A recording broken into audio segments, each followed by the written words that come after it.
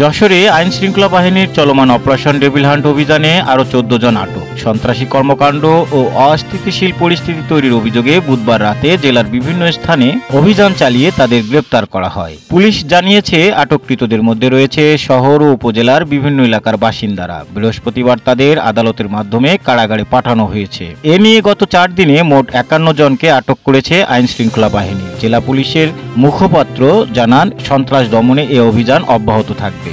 যশোর সদর উপজেলার বড় হৈবতপুরে মারপিট, অগ্নিসংযোগ ও লুটপাটের অভিযোগে 16 জনের বিরুদ্ধে মামলা দায়ের হয়েছে। মামলার বাদী লালটু মিয়ার অভিযোগ, আসামিরা ধারালো অস্ত্র নিয়ে তার বাড়িতে হামলা চালিয়ে প্রায় 15 লক্ষ টাকার সম্পদ লুট করে এবং বাড়িঘরে আগুন ধরিয়ে দেয়। পুলিশ ইতিমধ্যে 6 জনকে আটক করেছে এবং ঘটনার তদন্ত চলছে।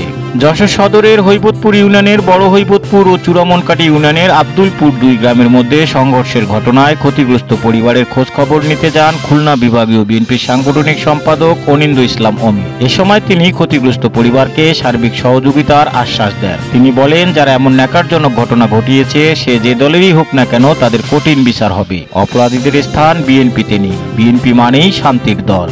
আগামী 18 ফেব্রুয়ারি বিএনপির সমাবেশ সফল করতে লিফলেট বিতরণ কর্মসূচি চালিয়েছে যশোর জেলা বিএনপি। শহরের বিভিন্ন গুরুত্বপূর্ণ এলাকায় এই লিফলেট বিতরণ করা হয়। জেলা বিএনপির আহ্বায়ক নার্গিস বেগমের নেতৃত্বে এই কর্মসূচি অনুষ্ঠিত হয়। এ সময় দলের নেতাকর্মীরা সাধারণ মানুষের সঙ্গে কথা বলেন এবং সমাবেশে যোগদানের আহ্বান জানান।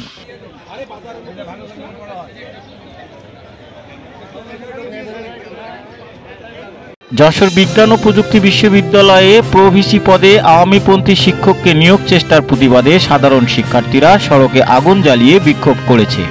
শিক্ষার্থীরা তাদের দাবি না মানলে কঠোর কর্মসূচি গ্রহণের হুঁশিয়ারি দেন। যশোরের অভয়নগরে এক আওয়ামী লীগ নেতাকে গণপিটুনি দিয়ে পুলিশে সোপর্দ করেছে এলাকাবাসী সূত্রে জানা যায়, ওই আওয়ামী লীগ নেতা ক্ষমতার প্রভাব খাটিয়ে স্থানীয় বিএনপি নেতাকর্মীদের নির্যাতন করে জায়গা জমি দখল করে রেখেছিলেন। এ কারণে তাকে গণপিটুনি দেওয়া হয়। পরে পুলিশ তাকে উদ্ধার করে নাশকতা মামলায় আদালতে প্রেরণ করে। যশোরে ধর্ষণের মামলায় বিশেষ বাহিনীর এক সদস্যের বিরুদ্ধে আদালতে চার্জশিট জমা দিয়েছে পুলিশ। অভিযুক্ত ব্যক্তি বর্তমানে যশোরে কর্মরত আছেন। বিজিবির সদস্যরা যশোর বেনাপুর সড়কের আমরাখালী চেকপোস্টে তল্লাশি এবং বিভিন্ন সীমান্ত এলাকায় অভিযান চালিয়ে 5 লক্ষাধিক টাকার মূল্যের বিভিন্ন প্রকার ভারতীয় মালামাল জব্দ করেছে।